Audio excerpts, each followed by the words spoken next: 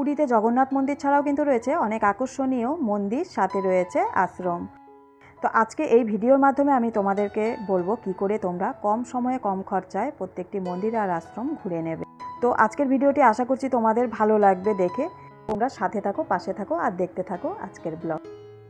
নমস্কার, মিমির মিষ্টি আলাপের আরও একটি নতুন ব্লগে স্বাগত জানিয়ে শুরু করে দিলাম আজকের ব্লগটি। হ্যাঁ, আমি ইনফরমেশনটা দেব আজকের ব্লগে। এই ভিডিওটি শুরু হয়েছে কিন্তু জগন্নাথ মন্দির থেকে। জগন্নাথ মন্দির দর্শন করে পুজো দিয়েছিলাম আজকে আমরা ভোর 5টার সময় বেরিয়ে। তারপর কিন্তু বাইরে বেরিয়ে টাউন থেকে আমরা একটা অটো রিজার্ভ করে নিয়েছিলাম। ওখানে বিভিন্ন ধরনের গাড়ি, অটো সবই পাওয়া যায়, তবে আমরা অটো নিয়েছিলাম। প্রথম যে অটোওয়ালার সাথে আমরা কথা বলেছিলাম, তো তিনি যেই ভাড়াটা বলেছিল ওটা শুনে একটু বেশিই মনে হলো আমাদের। পাশ দিয়ে যখন আরও অটোওয়ালা যাচ্ছিল তখন বাবা একজনের সাথে কথা যখন বলল, উনি কিন্তু নিজে থেকে 400 টাকা প্রথমেই কম ভাড়াটা বলেছিল। তাতেই আমরা বুঝতে পারলাম যে একটু বার্গেনিংয়ের ব্যাপার আছে। তো তোমরা যারাই এইভাবে একদিনে প্ল্যান করে সব জায়গায় ঘুরে নিতে চাও তারা কিন্তু অবশ্যই একটা বার্গেনিং করবে। আর হ্যাঁ, তোমরা একদিনেই প্ল্যান করতে পারো, তাহলে তোমাদের সময়টাও বেঁচে যাবে, খরচাটাও বেঁচে যাবে। কিভাবে সেটা বলছি। আজকে যেমন আমরা ভোর 5টার সময় জগন্নাথ মন্দিরে পৌঁছে গেছিলাম। মন্দির দর্শন করে পুজো দিয়ে বাইরে বেরিয়ে আমরা অটো রিজার্ভ করে একদিনে গোটা শহরে যতগুলো আশ্রম আর মন্দির রয়েছে প্রত্যেকটাই কিন্তু দর্শন করে নিচ্ছি। সেটাতে দেখো আমাদের ভাড়াটাও কিন্তু বেঁচে গেল, কারণ আমরা এক এক দিন যদি এক একটা মন্দির দর্শন করতে বেরোতাম তাহলে শহরের আনাচে কোনাচে যেতে আমাদের একটু খরচা বেশি পড়তো। বাসেই যাই আর গাড়িতেই যাই বা অটোতেই যাই না কেন। তো সেক্ষেত্রে কিন্তু এক দিনের মধ্যে আমাদের কিন্তু সম্পূর্ণ ঘোরাটাও হয়ে গেল। তাতে কী হলো, আমাদের সময়টাও বেঁচে গেল, খরচাটাও কম হলো। এবার যে সময়টা আমাদের বেঁচে গেল সেই সময়টা কিন্তু আমরা অন্যদিকে ঘুরতে কালকে বা এরপরে আমরা দিতে পারবো। যারা আমরা বাইরে থেকে আসি, শর্ট টাইম নিয়ে আসি, তাদের ক্ষেত্রে কিন্তু সম্ভব হয় না অনেক দিন থেকে এক এক দিন এক এক দিকে ঘোরা। তাই আমরা চাই একদিনে যতটা পারা যায় ঘুরে নেওয়ার। তো সেক্ষেত্রে তোমরা এইভাবে প্ল্যান করে কিন্তু আসতেই পারো। তো চলো দেখতে থাকো আজকের ব্লগ। আজকে কিন্তু এখন কিন্তু আবার চলে এলাম আমরা আরেকটা মন্দিরে। এই ভিডিওটা তো শুরু হয়েছে সেই জগন্নাথ মন্দির দর্শন করা থেকে, কিন্তু এখনও অবধি চলছে। আজকে যতটা পারছি তোমাদের সাথে শেয়ার করব, আর যদি কিছু অংশ বাকি থাকে তাহলে কিন্তু আবার পরবর্তী ব্লগে তোমাদের সাথে শেয়ার করব। তো এই মন্দিরে আসতে গিয়ে দেখো ডান পাশে দেখতে পেলাম একটা ষাঁড় গরু, তার উপরে দেখো হনুমানজি এসে মাথার উপর বসে গেল। আর ওই দেখো সোজা একটা ভোলে বাবার মূর্তি। তো এই মন্দিরে ঢুকতেই দেখতে পেলাম মন্দিরের নাম লেখা আছে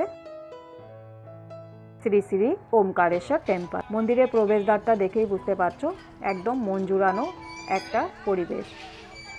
ভেতরে অনেক লোকজনের সমাগম তো দেখাই যাচ্ছে বাইরে থেকে। এবার চলো ভেতরে এন্ট্রি নেই আর দেখতে থাকি, সাথে তোমরাও দেখতে থাকো। আমরাও দর্শন করব, সাথে তোমাদেরও দর্শন করাবো। মন্দিরে প্রবেশ করার সময় থেকে দেখতে পাচ্ছি দুপাশের দেয়ালগুলোতে কি সুন্দর চিত্র অঙ্কনের দ্বারা ফুটিয়ে তুলেছে দেবদেবীদের সেই কাহিনীগুলো। দেখে যেন মনটা একদম জুড়িয়ে যায়। দেখো তোমরাও কি অপূর্ব লাগছে, আর দেখো কি সুন্দর সাজিয়েছে মন্দিরটা। একদম সাজানো গোছানো, মন মুগ্ধ করার মতন একটা পরিবেশ, একটা সুন্দর মন্দির। সামনের দিকে এগোই আর দেখতে থাকি কি কি আছে। তবে যা শুনলাম এই মন্দিরে কিন্তু অনেক সুন্দর সুন্দর জিনিস আছে দেখার। আগে থেকেই বলবো না, আমরা যখন দেখবো তখন তোমাদেরকেও সাথে দেখাবো। কিন্তু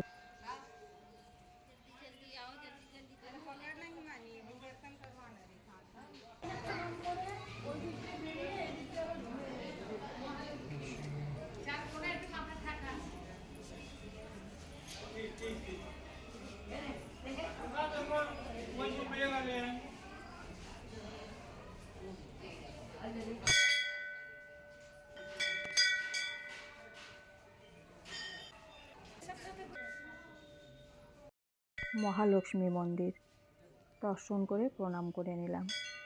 দেখো কি সুন্দর শাড়িটা পরিয়েছে, অপূর্ব লাগছে দেখতে মাকে। কি সুন্দর শাড়িটা পরিয়েছে না। এবার অন্যদিকে চলে যাই।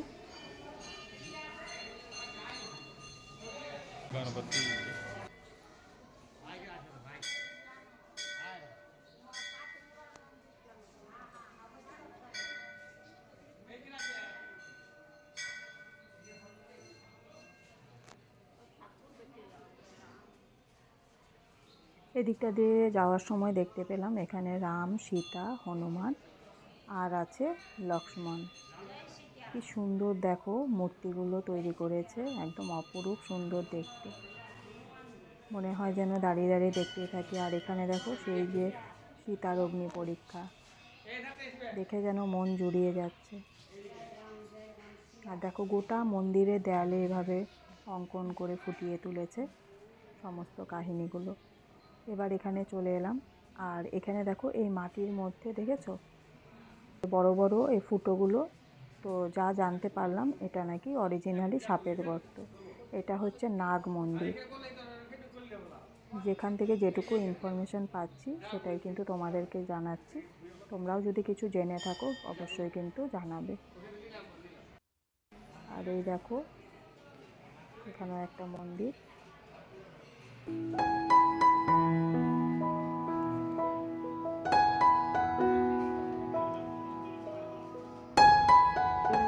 আর এখানে আছে, চলো দেখি কি ঠাকুর। আচ্ছা, এখানে আছে শিবলিঙ্গ। শিবলিঙ্গের মাথায় জল পড়ার জন্য দেখো উপরে আবার কি সুন্দর একটা ঘটি এখানে বেঁধে দেওয়া রয়েছে। নন্দী মহারাজ রয়েছে সামনে।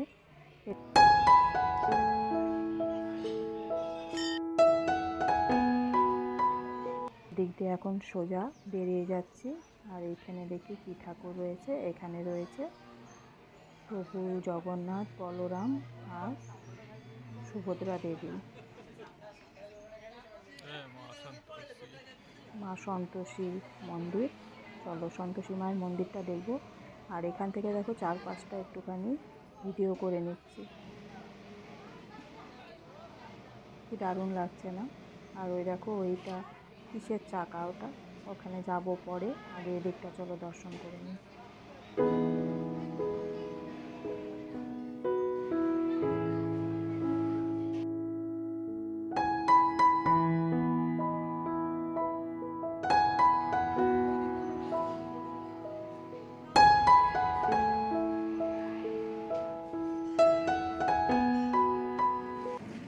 সন্তোষী মায়ের জয়।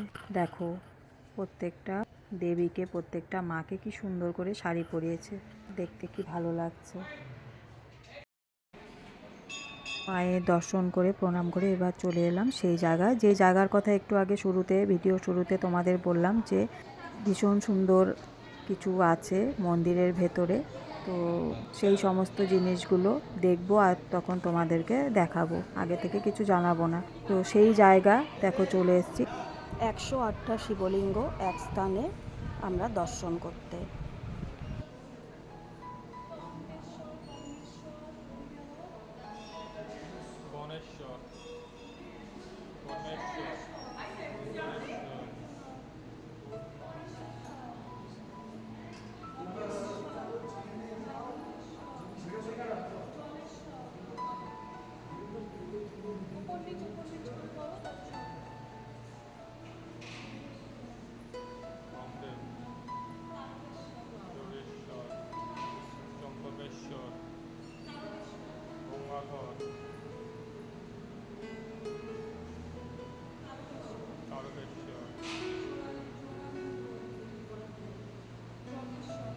একশো আটটা শিবলিঙ্গ একসাথে আমরা আজকে এক স্থানে দর্শন করছি। তো চলো তোমরাও দর্শন করো।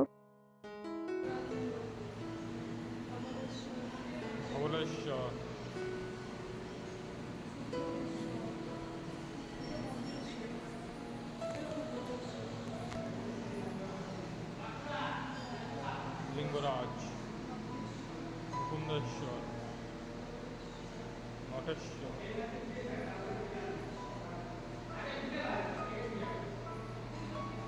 কোন তীর্থস্থানে গিয়ে দর্শন করতে পারবো তা তো জানি না, তবে আজকে খুব ভালো লাগছে একসাথে একই স্থানে 108টা শিবলিঙ্গকে দর্শন করে। তোমাদের কেমন লাগছে বলো।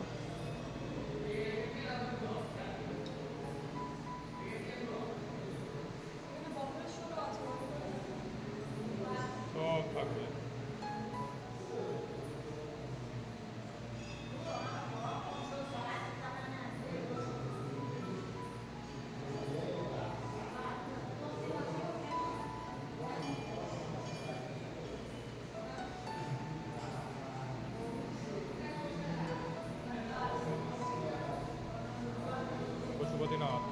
পদ্মলোচন,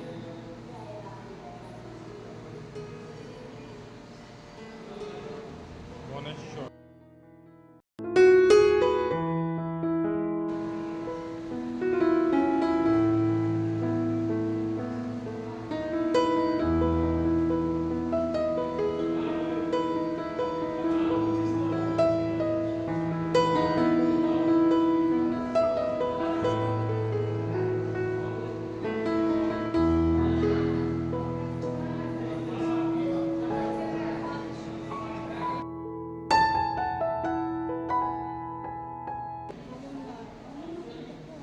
আমাদের সাথে মালা বরফ দিয়ে হয়, বরফ দিয়ে হয় বলে সাদা।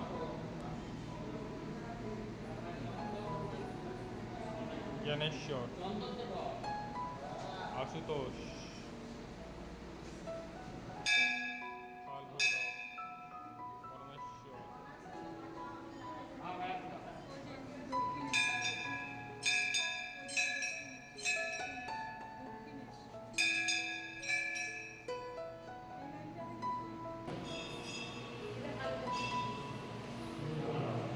এটা বাইরে কোথায় আছে?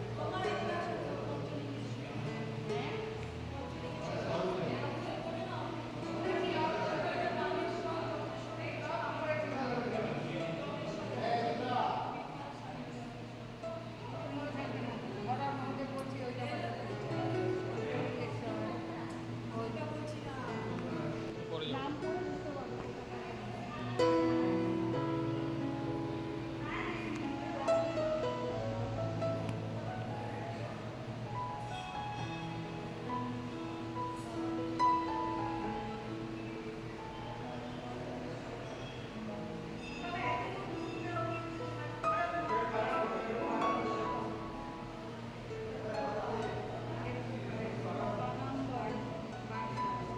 নন্দকেশ্বর, হয়ে গেছে, এবার চলে এলাম এখানে। এই যে চাকাটা, এটা কিসের চাকা গো? সবাই ঘোরাচ্ছে, আমরাও ঘোরাবো, চলো।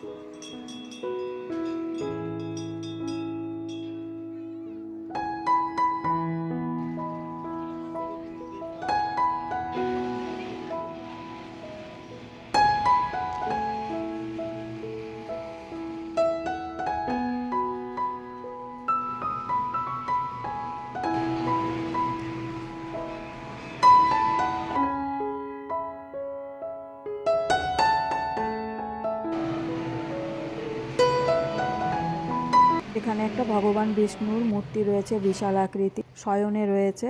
আর ভগবান বিষ্ণুর ডান হাতের নিচে রয়েছে শিবলিঙ্গ। দাঁড়াও দেখাচ্ছি। দেখো, ভগবান বিষ্ণু শুয়ে রয়েছে, তার ডান হাতের নিচে দেখবে খেয়াল করে, এই দেখো শিবলিঙ্গ রয়েছে। আর নাভি থেকে একটা পদ্ম ফুল, এ দেখো পদ্ম ফুলের উপরে বসে রয়েছে ব্রহ্মা। ব্রহ্মা বিষ্ণু মহেশ্বর একসাথে। ভগবান বিষ্ণুর নাভি থেকে ভগবান ব্রহ্মা সৃষ্টি। হ্যাঁ, এখানে তো ওটাই বুঝিয়েছে, ব্রহ্মার সৃষ্টি ভগবান বিষ্ণুর নাভি থেকে। দেখো না, ওই দেখো।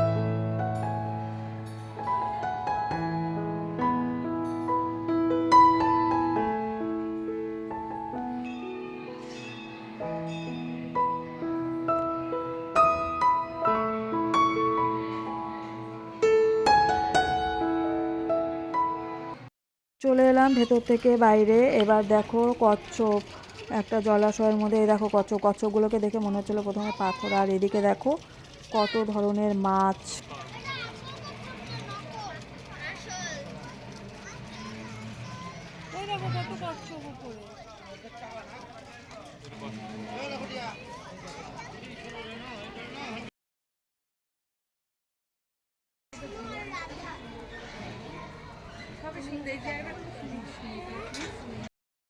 হ্যাঁ, ভগবান বিষ্ণুকে দর্শন করে চলে এলাম। আমার কি ভাল লাগলো, ভেতরটা দেখে দারুণ লাগলো।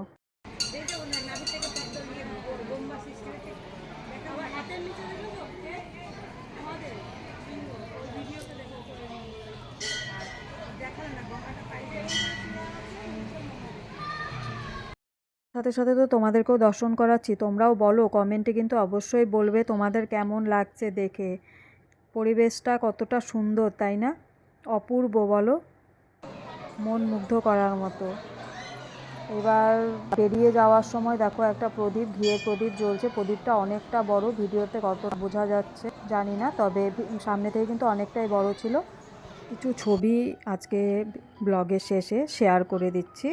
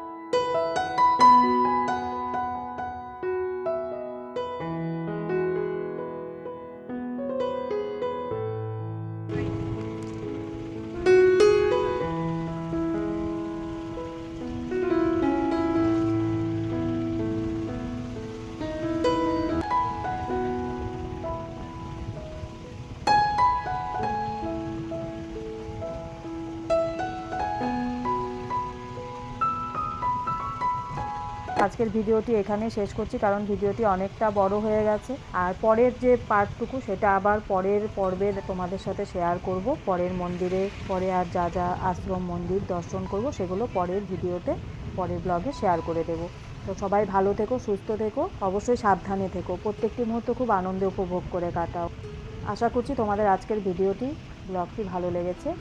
লাইক, কমেন্ট, শেয়ার আর সাবস্ক্রাইব করে পাশে থেকো। আবারও দেখা হবে আরেকটি নতুন ভিডিওর সাথে, আরেকটি নতুন ব্লগের মাধ্যমে। ততক্ষণের জন্য তোমাদের সকলকে অসংখ্য অসংখ্য ধন্যবাদ, এতক্ষণ পর্যন্ত আমার সাথে থেকে, পাশে থেকে সম্পূর্ণভাবে ভিডিওটি দেখার জন্য। চলো আজকের মতো সবাইকে টাটা।